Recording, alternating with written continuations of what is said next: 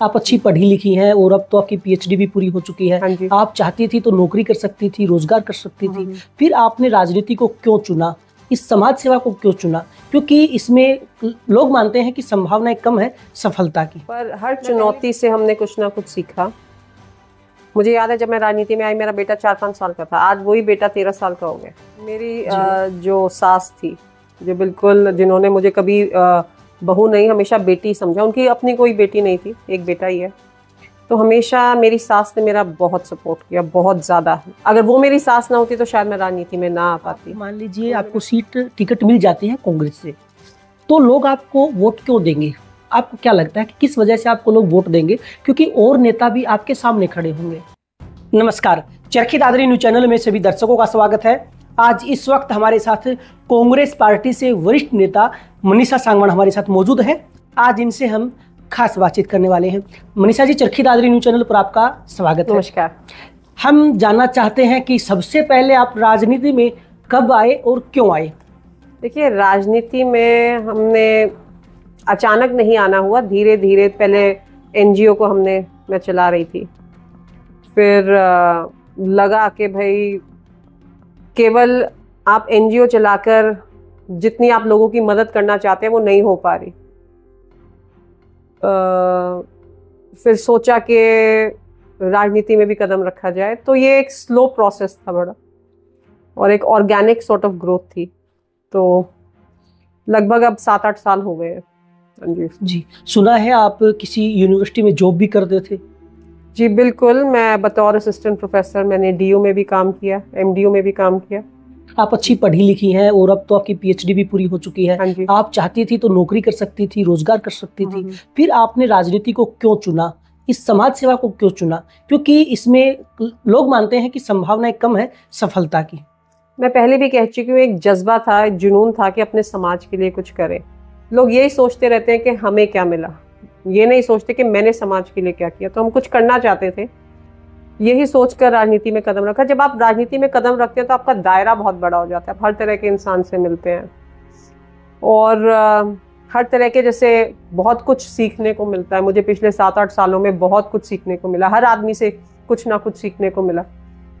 और पर्सनालिटी में भी खुद मैंने देखा काफ़ी चेंजेस आए। आप ज़्यादा सहनशील बन जाते हैं, बनना भी पड़ता है। आप अलग अलग नज़रिए से एक समस्या को देखने लग जाते हैं, क्योंकि आप हर वर्ग से मिल रहे हैं, हर वर्ग के लोगों से। अगर आप मान लीजिए आप एक प्रोफेसर हैं, तो आप एक लिमिटेड आप प्रोफेसर्स या एजुकेटेड एलीट के साथ ही मिलेंगे जुलेंगे। बट जब आप राजनीति में आते हैं तो आप हर वर्ग से, आप किसान से भी बात करेंगे, आप सफाई कर्मचारियों से भी बात करेंगे, आप जो बिजनेसमैन वर्ग है उनसे भी बात करेंगे। तो हर वर्ग से आप मिलते हैं तो आपका नज़रिया, समस्याओं को देखने का नज़रिया भी बदलता है। तो काफ़ी कुछ सीखने को मिला। मनीषा जी, कई बार ऐसा होता है कि जब एक महिला राजनीति में आती है तो बच्चे भी होते हैं, परिवार भी होता है, तो काफ़ी मुश्किलें उसके सामने आती हैं। क्या आपके सामने कभी ऐसी कोई चुनौती आई? जी काफ़ी आई, और पर हर चुनौती से हमने कुछ ना कुछ सीखा। मुझे याद है जब मैं राजनीति में आई, मेरा बेटा 4-5 साल का था, आज वही बेटा 13 साल का हो गया। जी। और हाँ, कई बार मुझे ऐसा लगता है कि मैं अपने बच्चों को इतना टाइम नहीं दे पा रही, और जो बहुत महत्वपूर्ण टाइम होता है ये बच्चे का, 5 से 13-14 साल के बीच का, उतना टाइम मैं बच्चों को नहीं दे पाई। पर कहीं ना कहीं आपको सैक्रिफाइसेस करने पड़ते हैं, और ये एक सैक्रिफाइस है जो राजनीति में आपको करना पड़ता है। शादी होने के बाद एक अलग परिवार में आना जाना हुआ, सोच भी शायद अलग रही होगी। फिर उस दौरान सबसे ज़्यादा साथ किसने दिया कि आप जाएं, फील्ड में जाएं, काम करें, कुछ अच्छा करें? मेरी जो सास थी, जो बिल्कुल जिन्होंने मुझे कभी बहू नहीं, हमेशा बेटी समझा, उनकी अपनी कोई बेटी नहीं थी, एक बेटा ही है, तो हमेशा मेरी सास ने मेरा बहुत सपोर्ट किया, बहुत ज़्यादा। अगर वो मेरी सास ना होती तो शायद मैं राजनीति में ना आ पाती।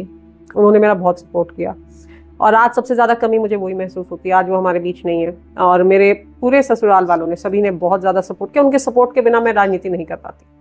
जी, अच्छा, एक चीज़ हम आपसे और जानना चाहेंगे। एक महिला अगर राजनीति में घर से बाहर रहती है, ना वो दिन देखती है, ना वो रात देखती है, और रात को भी काफ़ी प्रोग्राम होते हैं, तो कैसा इन्वायरमेंट होता है और किस तरह की परेशानी आती हैं? परेशानियां ये आती हैं कि आपका कोई शेड्यूल नहीं रहता खाने का पीने का। कभी आप रात के 10 बजे खाना खा रहे हैं, कभी आप रात के 11 बजे तक भीड़ में आप बैठे हैं या भाषण दे रहे हैं। एक तो कोई शेड्यूल नहीं रह पाता आपका। दूसरी बात, हर तरह के इंसान से आपको मिलना पड़ता है, तो आपकी सहनशीलता बढ़ जाती है। और तीसरा, कई बार एक थकान सी भी महसूस हो जाती है, इतनी ट्रैवलिंग करनी पड़ती है, आज वहाँ, आज इस गांव में, तो कभी चंडीगढ़, तो कभी दिल्ली। तो एक ये भी एक फैक्टर है, काफ़ी मतलब ट्रैवलिंग बहुत हो जाती है। जी जी। आपकी राजनीति में कई उतार चढ़ाव आए हैं, जैसे कि पहले एक बार टिकट कटने का भी मामला आया था कि काफ़ी तैयारियां आपने कर ली थी, और उस तैयारियों के बावजूद पता चलता है सुबह कि आपको टिकट नहीं मिलेगी, टिकट किसी और कैंडिडेट को ले ली, तो टूट भी गए होंगे उस दौरान, क्योंकि आपने इतनी मेहनत की थी।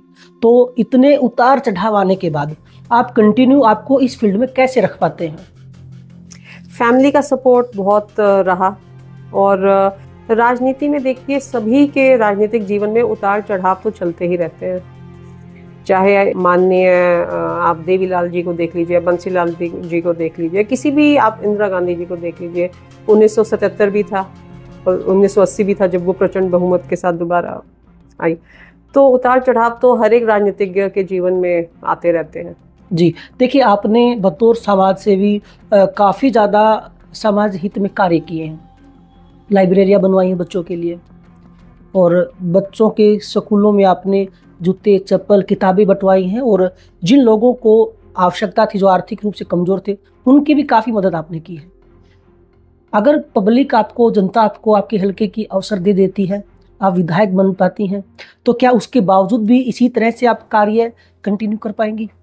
ये काम करने के लिए ही तो हम आए हैं। आज जैसे जब महिलाएं मेरे पास आती हैं, आज के दिन छोटे छोटे काम करवाना इतना मुश्किल हो गया। आज महिला मेरे पास आती है, मैडम बुढ़ापा पेंशन बनवा दीजिए। आज यही काम इतना मुश्किल हो गया।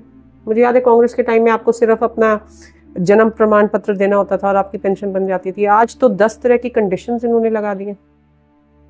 फैमिली इनकम इतनी होनी चाहिए, ये होना चाहिए, वो होना चाहिए। तो आजकल छोटे छोटे काम भी इतने मुश्किल हो गए। आप देखिए, ऑन एन एवरेज अगर आप निकालेंगे, कांग्रेस के टाइम में कितनी बुजुर्ग पेंशन बनी और बीजेपी के टाइम में कितनी बनी। इन्होंने शायद 4.5 लाख बुजुर्गों की तो पेंशन काट भी दिया इन्होंने। तो बीजेपी ने समाज को देने की बजाय समाज से सिर्फ लेने का काम किया है। जी मनीषा जी, हर सरकारों में देखा जाता है कि किसानों को लेकर काफ़ी वायदे किए जाते हैं, और किसानों और युवाओं के नाम पे सरकारें भी बनती हैं। अगर आपको अवसर मिल जाता है तो आप किसान और युवाओं के लिए क्या करेंगे? देखिए, इस इलाके का किसान आज बूंद बूंद पानी के लिए तरस रहा है, और इस इलाके का जो पानी है दूसरे हलकों में डाइवर्ट किया जा रहा है। एक छोटा सा एग्जांपल मैं आपको देती हूँ। जैसे जो बोंद इलाका है, वहाँ पे 450 क्यूसेक पानी पहुँचना चाहिए, सिर्फ 150 क्यूसेक पानी आता है। पहले 15-15 दिन नहर चला करती है, अब केवल 3 दिन नहर चलती है। और हमारा तो जो अंडरग्राउंड वाटर है वो भी खारा पानी है, तो उसको भी इस्तेमाल नहीं किया जा सकता। तो पहली प्राथमिकता होगी इस इलाके को, इस इलाके के हक का पानी दिलवाना, ताकि किसान खेती बाड़ी कर सके, ताकि किसान की फसल बर्बाद ना हो। आज हमारी फसल भी बर्बाद होती जा रही है और हमारी नस्ल भी। दूसरी बात, राहुल गांधी जी कई बार कह चुके हैं, अगर कांग्रेस की सरकार सेंटर में भी बनी तो पहला काम वो करेंगे, अग्निवीर योजना को हटाएंगे। और फिलहाल तो स्टेट में कांग्रेस की सरकार बनने जा रही है, तो हुड्डा साहब कह चुके हैं कि 90,000 जो पद खाली पड़े हैं उनको भरा जाएगा। ये जो कौशल रोजगार योजना है उसको हटाया जाएगा, क्योंकि ये केवल कच्ची नौकरी देती है। तो पक्की सरकारी नौकरियां युवाओं को मिलेंगी। जी मनीषा जी, जैसे आपने राहुल गांधी ने जो वायदे किए हैं आपने उनका जिक्र किया, दीपेंद्र हुड्डा के वायदों का आपने जिक्र किया है। आप मान लीजिए आपको टिकट मिल जाती है कांग्रेस से, तो लोग आपको वोट क्यों देंगे? आपको क्या लगता है कि किस वजह से आपको लोग वोट देंगे? क्योंकि और नेता भी आपके सामने खड़े होंगे। साफ सुथरी छवि, एक साफ ईमानदार नीयत से हम यहाँ आए हैं और जनता के लिए काम करना चाहते हैं। दादरी की जनता ने बहुत लोगों को मौका दिया है, एक मौका अपनी बहू बेटी को भी देंगे कि वो भी दिखा सके कि वो क्या क्या काम कर सकती है। और इस इलाके में हमें काफ़ी समय हो गया है। देखिए, दादरी में हमेशा ही विपक्ष का विधायक बनता है, और यही कारण है आज दादरी में कुछ भी काम नहीं हो पाया। अगर आप दादरी ज़िले को किसी और ज़िले से कंपेयर करें तो बहुत पिछड़ा हुआ है हमारा ज़िला। 2 घंटे की बारिश पंचकुला में होती है, 2 घंटे की बारिश दादरी में होती है। दादरी की हालत देख लीजिए, पंचकुला या करनाल की हालत देख लीजिए। तो हम ये चाहते हैं बढ़िया सीवरेज सिस्टम दादरी में हो, दादरी एक रहने लायक शहर बने, बड़ी अच्छा पानी हो। दादरी में कई कई जगह 3500 TDS का पानी आता है, 3500। जी। अमूमन तो 100 टीडीएस से ऊपर का पानी पीने लायक नहीं होता, और 400-500 टीडीएस से ऊपर का पानी मेरे ख्याल से आप इस्तेमाल आपको नहीं करना चाहिए। यहाँ पे 3500 टीडीएस का पानी आ रहा है। मनीषा जी, आपने काफ़ी गांव में लाइब्रेरियां खुलवाई थी जी, और उनका कैसा रिस्पॉन्स रहा और आपकी क्या मंशा थी इस तरह से गांव में लाइब्रेरी खुलवाना? क्योंकि जब आपने शुरुआत करी थी तब तक तो शायद मुमकिन सा नहीं लगता था कि गांव में इस तरह से लाइब्रेरी खुले। बिल्कुल बिल्कुल। देखिए, जब हम गांव जा रहे थे, हमने देखा काफ़ी बच्चे ऐसे हैं, खासतौर से बेटियां जो पढ़ना चाहती हैं जी। और काफ़ी हमारे यहाँ से दादरी से बच्चे, कोई रोहतक जा रहा है लाइब्रेरी में पढ़ने के लिए, 1000 2 हज़ार फीस भर रहा है, कोई भिवानी जा रहा है, और बेटियों के लिए मुश्किल हो जाता था। तो हमने कई गांव में लाइब्रेरियाँ खोली जहां हमने बेहतरीन किताबें उपलब्ध करवाई, HCS, IAS, NDA, SSC से लेकर। आप ये देखिए, इन कम्पिटिटिव एग्जाम्स की जो किताबें वो भी काफ़ी महंगी होती हैं, तो जो साधारण परिवार से बच्चे कई बार उनको नहीं अफोर्ड कर पाते। तो हम चाहते थे केवल संसाधनों की कमी से कोई बच्चा पीछे ना रह जाए, ये हमारी सोच थी, कोई बेटी पीछे ना रह जाए। हमारी कुछ ऐसे लाइब्रेरियाँ हैं जहाँ पे रिजल्ट बहुत अच्छा आया। एक लाइब्रेरी है जहाँ से 23 बच्चे सेलेक्ट हुए, जिसमें कई बेटियां भी हैं। एक बेटी का सिलेक्शन हो गया दिल्ली पुलिस में, एक का हरियाणा पुलिस में सिलेक्शन हुआ है, तो काफ़ी अच्छा रिजल्ट आया। और आज मुझे बहुत खुशी होती है देख कर के बच्चे मेरे पास आते हैं, कहते हैं मैम हम आपको सम्मानित करेंगे। उन बच्चों ने प्रोग्राम भी किए और मुझे सम्मानित किया, और वो प्रोग्राम सब उनके थ्रू ही फाइनेंस था। वो बच्चे आज स्वावलंबी हैं, अपने पैरों पर खड़े हैं, सबको बढ़िया सरकारी नौकरी मिल गई है। हमारा तो यही उद्देश्य था कि हम इस इलाके के बच्चों को आगे बढ़ाएं, खास तौर से बेटियों को। और जो हमने NGO जो हमने शुरुआत की थी, उसका नारा ही ये था, सक्षम बेटी सक्षम समाज। जब हमारी बेटियां सक्षम बनेंगी, वो पढ़ेंगी लिखेंगी, तभी हमारे समाज की तरक्की होगी। तो उसको मद्देनजर रखते हुए जी। देखिए, जैसा कि मनीषा सांगवान हमारे साथ जुड़ी हैं, इनका कहना है कि ये नौकरी छोड़कर समाज सेवा में आई, और जब समाज सेवा में आके देखा कि जिस तरह से समाज की और विकास की बातें होती हैं, ऐसा धरातल पर कुछ नहीं है, तब इन्होंने राजनीति में कदम रखा और कहीं ना कहीं परिवार से काफ़ी ज़्यादा इन्हें सपोर्ट मिला है। इसके अलावा इनका कहना है कि राजनीति में आने के बाद कई तरह की चुनौतियां इनके सामने आई एक महिला होने के नाते, लेकिन इनके मन में एक जज्बा था कि इन्हें उन लोगों के साथ खड़ा रहना है जिन्हें वास्तव में एक ऐसे नेता की आवश्यकता है जो उनके हक की आवाज़ उठा सके, उनके दुखों को सुन सके और उनके साथ रह सके। इन्होंने अपनी कंटिन्यू राजनीति इसी तरह से जारी रखी और समाज में कई तरह के सकारात्मक बदलाव करने के लिए इन्होंने कार्यक्रम भी किए हैं। इसके अलावा इन्होंने लाइब्रेरी खुलवाने का काम किया, और जब इन्होंने लाइब्रेरी खुलवाने की शुरुआत की थी तब शायद कोई सोच भी नहीं सकता था कि गांव में, कस्बों में इस तरह से लाइब्रेरियाँ खुलनी चाहिए। और इनके द्वारा जो लाइब्रेरी खुलवाई गई थी उनमें ऐसे बच्चों ने भी पढ़ाई की है जो शायद आर्थिक रूप से इतने कमज़ोर होंगे कि किसी भी फार्म को भरने की फीस तक देने में सक्षम नहीं थे।